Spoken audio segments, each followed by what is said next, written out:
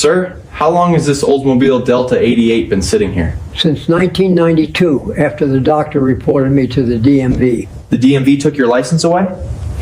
They said I wasn't safe to drive anymore, but they never took what this car meant to me. I didn't expect a legal story when I walked into that old wooden garage. But the first thing he told me wasn't about the dirt or the damage. It was about the day his doctor reported him to the DMV and they took away his driver's license. And how that moment quietly parked his entire life along with that Oldsmobile Delta 88. And before we go any further, comment and tell me where you're watching from, because stories like this hit differently depending on where life has taken you. The car had been sitting there since 1992. Not moved, not touched, slowly disappearing under layers of bird droppings because the garage had no door for years. Birds flying in, building nests, leaving behind a thick biological crust that covered the entire car so badly you couldn't even tell it was red anymore. He told me this was the car he drove when he first brought his kids home.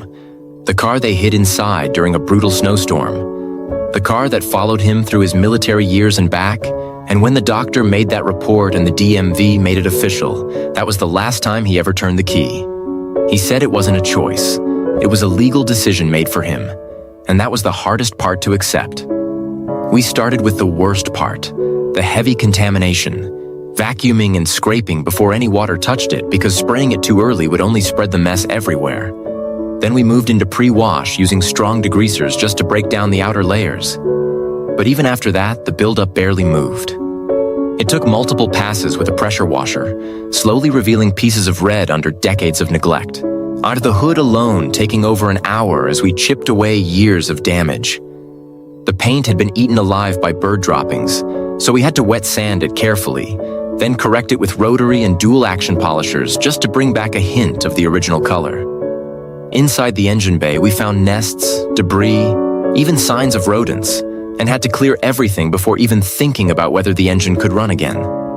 The interior was just as bad, seats removed, deep extraction pulling out dark water that told its own story of time. And somewhere in the middle of all that, it stopped being about fixing a car and started being about restoring something the law had taken away from him years ago. So I want to ask you, if a license is gone but the memories remain, would you let this car sit, or would you bring it back? Like, share, and comment your answer.